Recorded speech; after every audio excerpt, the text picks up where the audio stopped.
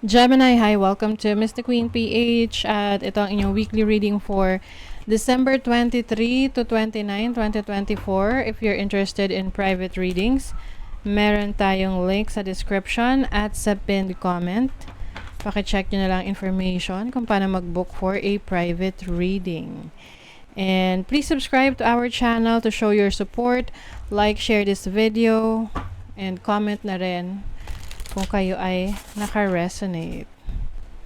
Okay, Gemini. Let's see what's up with you this week.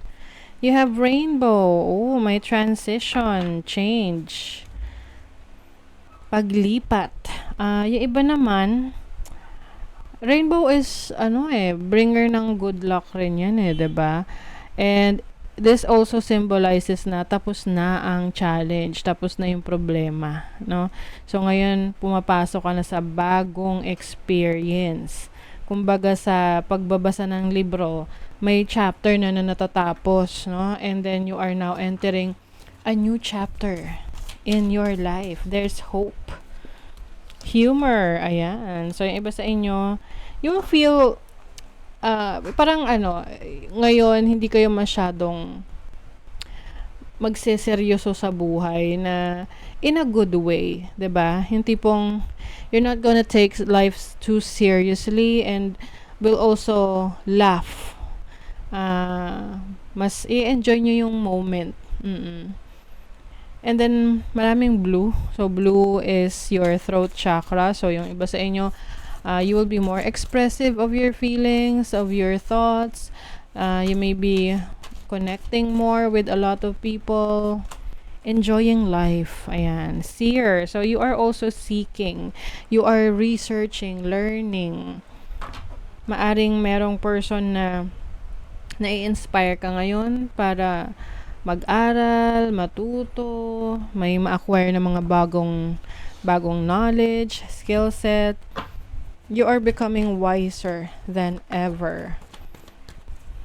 Okay, let's see what else. You have the Chariot. Ang ganda. So the Chariot is about movement, success, Four of Wands, Two of Wands, Page of Cups, and the Five of Pentacles. Okay. So, itong the Chariot and the Four of Wands is a success.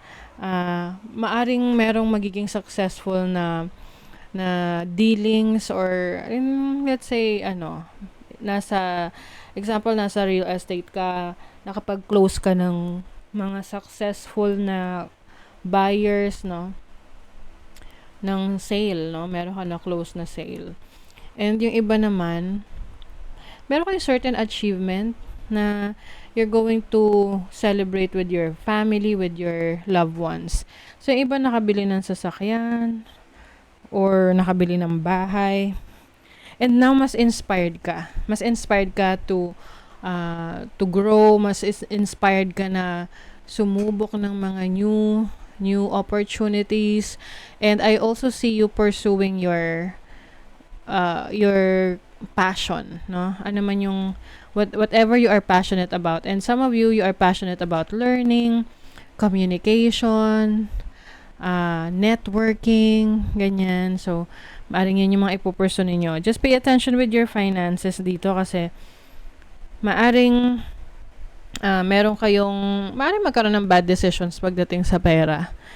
Yung tipong hindi mo pinag-isipan, basta mo na lang pinagkagastusan, or yung tipong kumuha ka ng isang responsibilidad na hindi mo naman pala kailangan.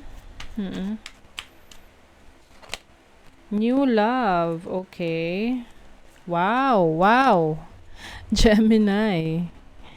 So, some of you, maaring merong new person that you are connecting with. This can be your soulmate, no? Iba yung kilig nyo with this person. Can be, yung iba sa inyo, kayo ay feminine, no? And the person na you are dealing with is a masculine. So talagang, parang you will get the attention of this person. Pwedeng magsa-start siya as friendship. I feel like yung person na to naaaliw sa'yo kasi masaya kang kasama, masaya kang kausap. Yung iba sa inyo, malakas ang inyong humor. Five of Swords, yung nga lang, baka marami kayong kakumpetensya dito sa person na to.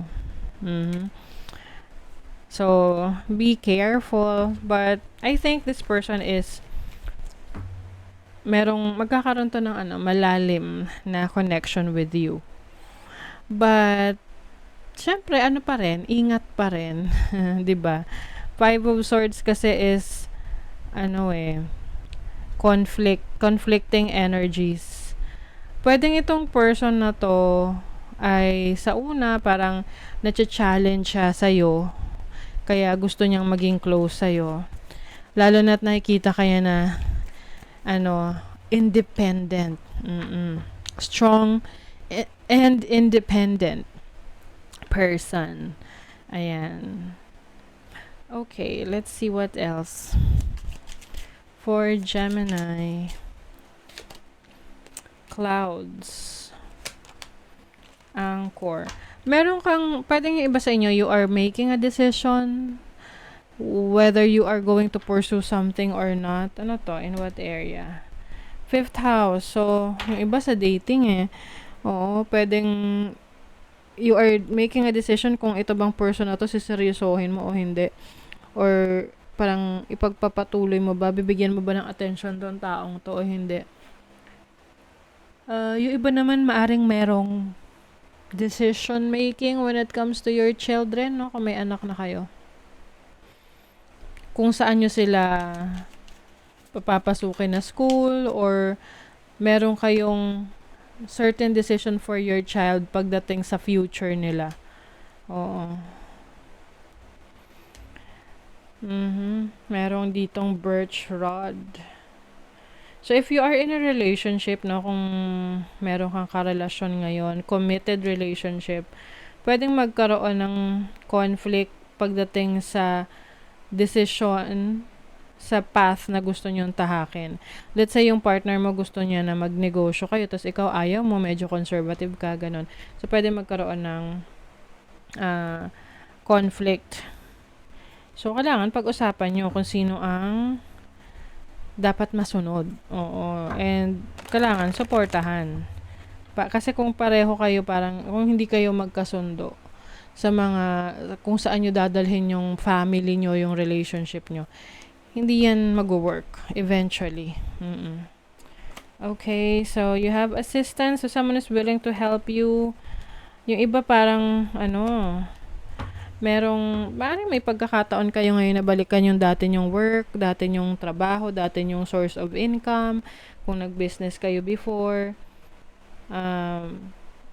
Meron ditong pag-recover, no, from your financial struggles or financial situation kung meron kayong naging bad decisions before.